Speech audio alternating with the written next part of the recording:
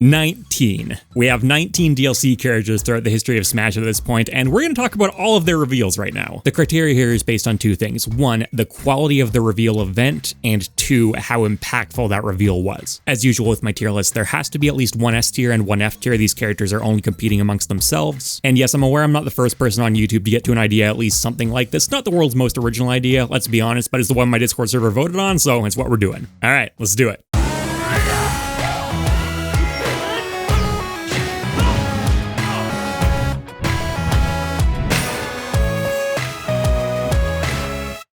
Going in chronological order here, starting with Mewtwo. A bit of a bland start to the list, to be honest. He just kind of showed up in an announcement that was like, oh, by the way, DLC characters are coming, and Mewtwo's gonna be first as a heads up. Nowhere near as sleek as the announcements would become later, and Mewtwo was also a returning character, which did take some of the excitement out of it. Now, personally, I liked Mewtwo's announcement a lot more than I liked a lot of the original characters. He was a character I really wanted back in Smash 4, but in the grand scheme of things, it's just not nearly as hype an announcement as a brand new character who's highly requested. The announcement that we were going to be getting additional Smash characters after the game came out, which was the first time the series had done that, was really cool, but overall, I don't really think I can put it higher than C tier. It's not F, like it was a cool announcement in a lot of ways, but other characters just did more. Lucas. I do like this everyone beating up Ness concept. That's a cool idea for a trailer. Not a cinematic trailer, obviously, but a cool use of the in-game engine, even if it does mean that you kind of know what's coming pretty quickly. That's something that Smash trailers, at least some of them, got much better about later on. Overall, I'd also say that Lucas was just less of a requested character than Mewtwo was, but his trailer also did have a little bit more attention to detail put into it, so it'll get another C, I think. Roy, another returning character. He was very much a casual fan favorite though, and the Fire Emblem series had not worn out its welcome in the same way that it later would, which don't worry, we are going to cover. Still no cinematic trailer, and once again, we're kind of unloading things very early. There's not much of a build up, but I still do kind of like this concept, especially again before pre-Fire Emblem burnout. Also helps that Roy was returning with much more of a reworked moveset than the previous returning characters, and they do a good job showing it off in this trailer, so I think he gets some bonus points for that too. And this really is just, as far as non-cinematic footage goes, just really prime use of it. I think Roy had the best trailer of the returning characters, and even though Mewtwo's announcement might be a little bit more exciting in the sense of confirming DLC characters, it was also done in just a way more kind of bland, nonchalant way, whereas Roy's had some genuine excitement behind it, so I think he gets bumped up to B tier. Ryu, the first brand new character added to the series. So the intro here is neat, and it's a cool throwback to his arcade roots, but it's kind of once again just doing the thing where it really reveals him super early on. There's not much build up here. It's just his face is plastered on screen the second the trailer starts. And Ryu is obviously a very important and well-known character in the video game world, clearly deserving of being in Smash, but as the very first brand new fighter announced as DLC, like, he's cool, but I don't necessarily know he was one of the absolute highest requested, absolute most impactful they could have gone with. A little watered down just by being in the same 3-for-1 deal as Roy and Lucas, so I am also going to put him in B.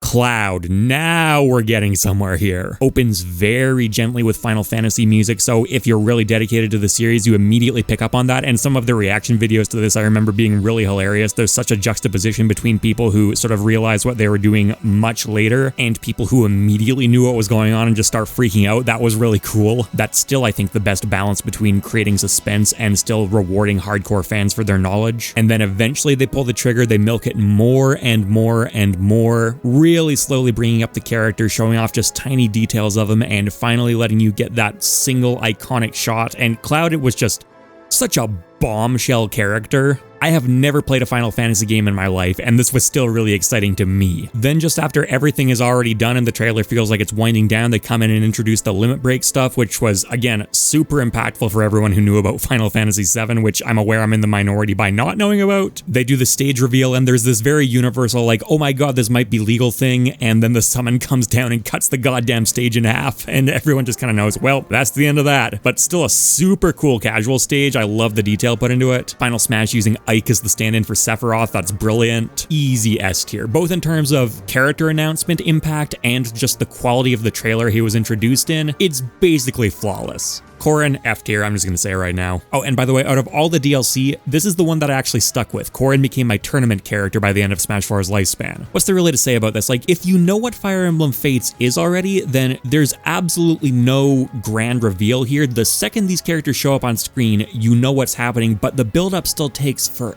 ever. And if you don't already know Fire Emblem Fates, then this means absolutely nothing to you after that long build-up because you don't know who the character is. This was kind of the start of the anime sword fighter backlash in Smash 2. Corrin really marked the point where people were just kind of going, okay, this is getting ridiculous. Also, keep in mind, him and Bayonetta got revealed as the final Smash event. So really very little demand for this character. So as the penultimate event in Smash 4's history, not particularly noteworthy. It's cool that this trailer had way more voice acting in it than most of the previous DLC trailers. That's a trend that they'd pick up more on later. That definitely does give it a little bit of a benefit, but I don't really know what else I can say that's good about it. From a technical perspective, the trailer is perfectly fine, but just what it represented as a send-off to the game, no, this was pretty bad. Bayonetta, on the other hand, this one I like more. Really long build-up with this cool misdirect using Pit, which is something the series started to lean on more as time went on, and as you'll see as I cover more and more of that, I really like using that style. Again, a lot of voice acting and the actual character reveal is shown just a little bit too early. Like, I wish her voice had come in just slightly before she appeared rather than a few seconds beforehand, but overall still really strong. Bayonetta was a very requested character. I'm not sure she was nearly requested enough to be the final send-off character worthy. Still had a lot going for her there, but she wasn't like a break the internet kind of announcement. The trailer itself is really well done. I like a lot of the creative uses of witch time in it. So like this one here, this is an iconic moment in the Smash trailers. Bring the pits back in afterwards as a callback to what we just saw, including having Dark Pit come in with original voice acting as well. Bayonetta, I think, earns a very solid A tier. Not like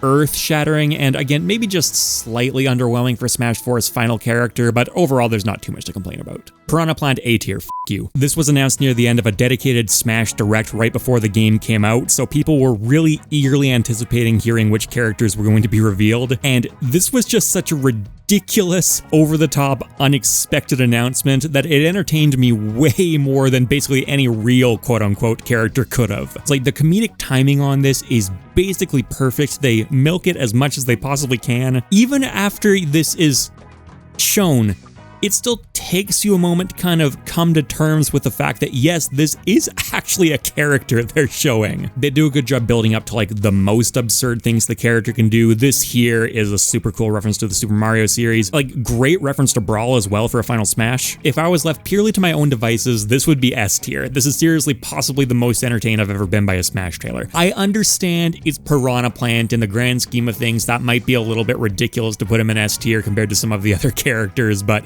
I loved this reveal. Also, the confirmation that Ultimate was going to be getting post-launch characters, a more interesting direction to go with than Mewtwo, but I like it. Which brings us to Joker, the first quote-unquote proper DLC character for Ultimate. The way they announced this one was really cool. Rather than like a Nintendo Direct event, it was done at the Game Awards, and Joker actually hijacks the entire show. There's some build-up, and then you see original animation in that really cool, distinctive Persona style, and then the just dramatic tone shift where he pulls out Arsene and everything suddenly becomes super dramatic and over the top. I like that too. As far as character notoriety goes, Joker, he's not like the most well-known video game character on Earth, but he did have a reasonably large following and a reasonably large group of people asking for him. Persona 5 sold very well, but the Persona series overall isn't like a titan in the video game world, but a lot of people still really liked him, and I think he's pretty worthy of A tier, especially given how cool his reveal trailer was. Hero, very polarizing one. I do like the long misdirect and returning to the world of light, and this reveal cinematic is just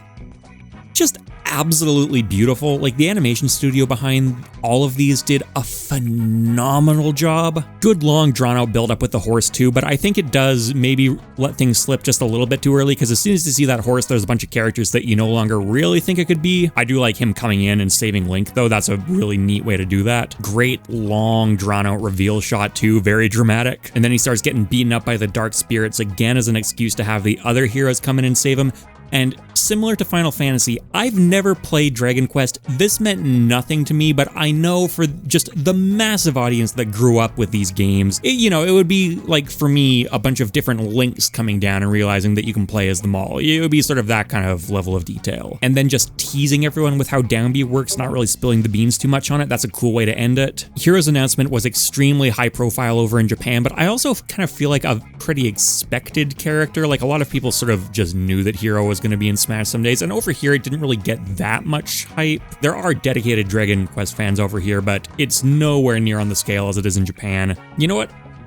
I don't think I'm gonna try to pretend to be Japanese. I'm just gonna go by how I think it was perceived over in my neck of the woods here. So I think Hero gets a B. A cool announcement, really good use of the trailer, but not like exceptional use of the trailer. I understand if I was Japanese or if I was a hardcore fan of the Dragon Quest series, I'd probably feel very different about this, but I think it was like a good announcement, but not an exceptional one, which is kind of what B is indicating. Kind of almost the opposite situation with Banjo-Kazooie. We got like highly requested in Japan and then highly requested in North America back to back, and I think that probably wasn't a coincidence. So we got a throwback to the villains theme that they used for King K. Rool's announcement trailer, and then now you see K. Rool, which is cool, and then you again see them throwing back to the original King K. Rool reveal trailer, except now here he is, but that comes way too early for my tastes. I get that these are rare characters, but the moment you see that puzzle piece, you're like, okay, well, I know who the character is. What's the point of all this build up now? Again, animation quality is stellar, but this like flapping wings banjo reveal thing,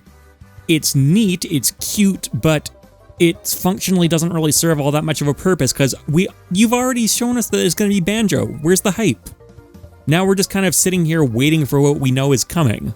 So compositionally, I think there are some issues with this trailer, even if what they're announcing is really neat. But what they're announcing really is neat, and I love this moment here with all his rare buddies cheering on his inclusion. That's super cool. And then obviously Banjo-Kazooie have some of the most charming animations of any character in the game, so it's really easy to make a trailer out of them. So I do have some issues with how that opening cinematic was presented, even if it's incredibly charming and clearly has a lot of love for the source material put into the animation, which is incredibly high quality. But at least over here, Banjo-Kazooie was one of those announcements that was making people cry. People have been wanting them so badly for so long that I think it earns A tier based on that alone. If they totally nailed the trailer in my eyes, this could even be a candidate for S tier, but realistically, Banjo-Kazooie, like there are a lot of younger people who play Smash 2, and Banjo-Kazooie isn't really appealing to them so much, not nearly overseas so much, and just with some of the issues that I do have with that trailer, I think A tier seems appropriate. Really good, but not the absolute cream of the crop. Terry is in an interesting spot here. As far as characters requested to join Smash go, Terry may be the most obscure to the Smash fanbase on this list,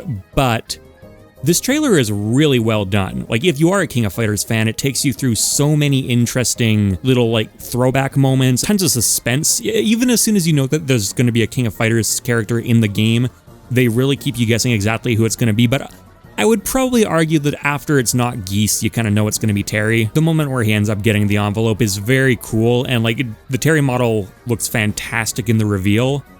But this is just kind of one of those characters overall that a lot of people looked at and went like, oh, okay, who's that? Don't get me wrong, everything else about the Terry reveal is great. I love the concept for the trailer, I love his animations, and Terry in Smash actually ended up being one of my favorite DLC characters despite really not paying that much attention to the King of Fighters series beforehand. But just purely based on how little impact he had compared to some other characters on this list, I feel like I gotta put him in B tier. A just seems too much compared to, you know, Banjo or Joker. I almost kind of want to put him in A tier just because I really, really do like that trailer, but it just doesn't seem right to me. Biola F tier. In the exact same vein as Corrin, Biola is the DLC for Smash Ultimate that actually ended up clicking with me the most. I've got a type. I like simple sword fighters. I've said this before. After spending some time getting good at that kind of tension build-up technique, they immediately revert back to spoiling the character, like, with basically no ceremony of any kind. Look at this. You see him on screen in the first few seconds, and it's not like there's any ambiguity about who it's gonna be. The only other characters you could even kind of be expecting at this point would be like the three houses leaders, maybe all three of them as a character or something like that, which would be, frankly, cooler, but I get what they were doing with Biola, kind of tying all three of the weapon triangle aspects into one character, which frankly I'm surprised hadn't been done up to this point. But just look at this. The buildup is still going on, but there's no point having it because you know who it's gonna be. I don't know if they thought they were throwing back to the Corrin trailer by doing this as well, but it's a terrible throwback if they are. The use of the source material, I guess, is pretty good, and it's not like Three Houses doesn't have a lot of fans. I'm a Three Houses fan. I really liked that game, but this was also just such terrible timing because it was the finale character for the first Fighters Pass, and we didn't necessarily know if we were gonna be getting another Fighters Pass. Like, nothing about this really works. This moment here where he comes right back out of the void, it's not that impactful. I don't really like even the voice acting in this segment so much. The models of the other Three Houses characters in the trailer don't honestly look all that fantastic. I remember a lot of people commenting on that at the time. This too many sword fighters, little bit of self-awareness that they're showing here Okay, that's pretty cute, I'll give him that one, but it doesn't really change the fact that you still are putting another one in the game. The fact that female Biola is also going to be a character in the game means absolutely nothing. Like, literally everyone was expecting that at this point, and also the way she's shown doesn't really make a lot of sense. It's almost implied that Guy Byleth just kind of like morphs into female Byleth right in front of Sothis' eyes. The reveal of the 3 weapons is pretty cool, but even then, they're maybe a little too ambiguous about how exactly those are going to work in Smash. A lot of people thought they were going to be more sophisticated than they ended up being, where it's just like different directions of attacks correspond to different weapons. A lot of people were expecting like a swap out system. And the final Smash is also just garbage. This is probably my least favorite final Smash in the entire series. Certainly among the DLC characters. Yeah, terrible timing, terrible character selection, and this is coming from someone who, once again, likes and plays Byleth as a character more than the other DLC.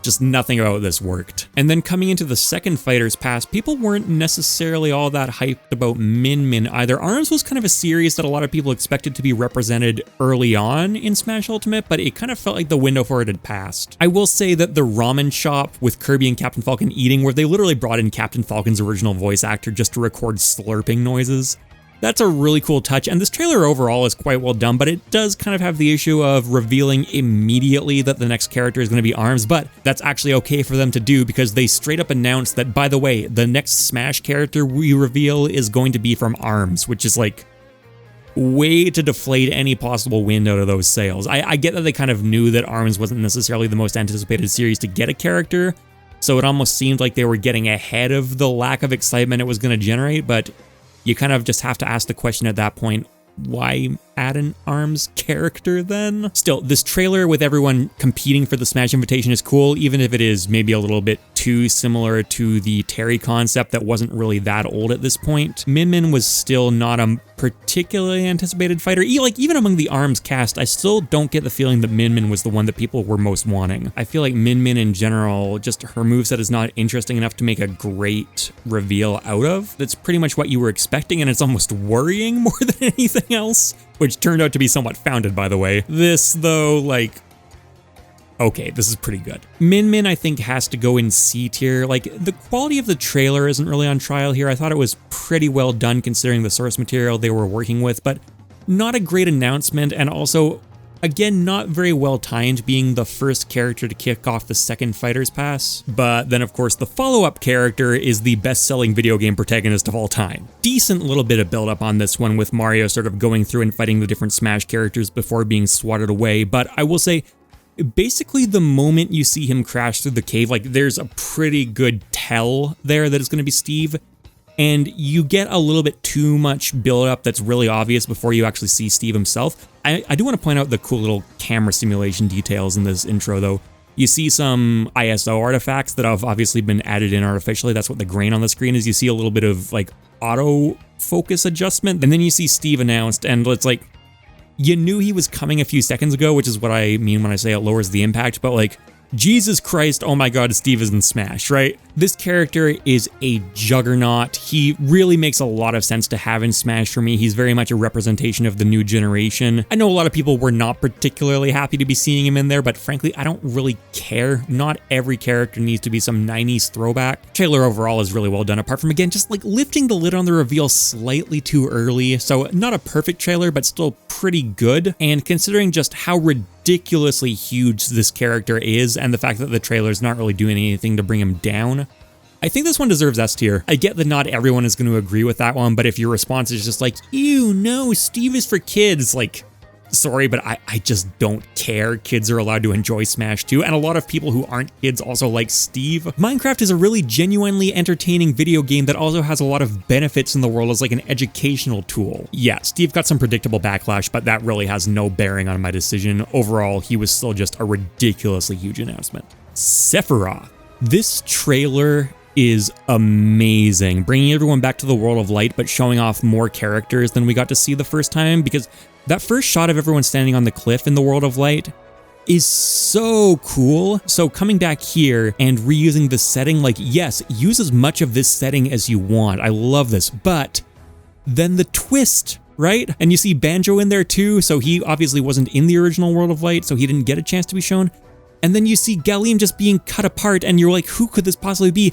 And then you see Cloud's reaction, and then you see it slowly pan up to one of the most recognizable villains in gaming history. He's just looking sinister as all hell. This is a phenomenal trailer. They even skip back to a little bit of pre-rendered footage to have him pull out the one-wing form. Like, they did not need to do that. And then going back to cinematic footage again, like, this trailer had a budget behind it, and it looks incredible. And then, of course, we get to this other really cool moment of more characters coming in and Sephiroth just beating the hell out of them.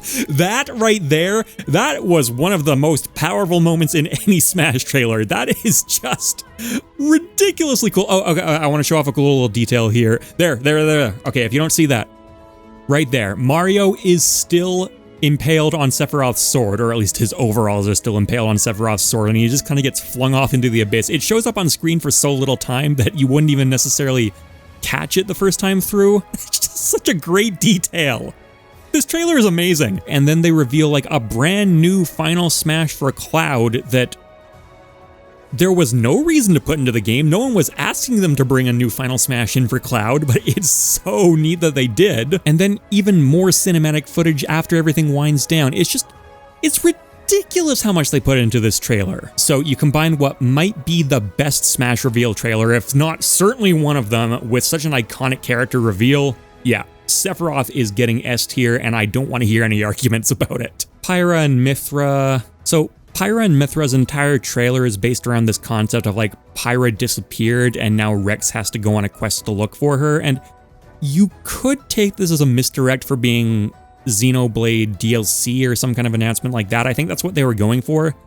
But I kind of get the feeling that basically everyone picked up immediately on the fact that this was a Smash DLC announcement. So that kind of takes a lot of the bite out of this one. It's a long build up to it too. So I feel like if this was a little more subtle, they were on the right track with it. But again, I really feel like everyone basically knew what was happening here. Oh look, she's clearly on Final Destination, and yet they're still going to milk it for an outrageously long time. You know what? I'm not going to cut.